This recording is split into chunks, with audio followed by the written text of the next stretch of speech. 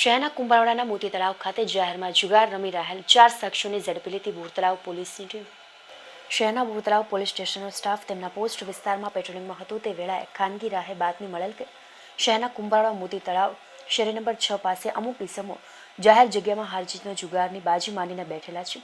જ્યાં રેડ કરતા ત્યાંથી જુગાર રમતા 4 વ્યક્તિઓ મળી આવ્યા હતા અને ભૂર તળાવ પોલીસ સ્ટેશન ખાતે ચારેય વ્યક્તિ વિરુદ્ધ જુગાર ધારા હેઠળ ગુનો નોંધી કાયદેસરની કાર્યવાહી હાથ ધરવામાં આવી હતી.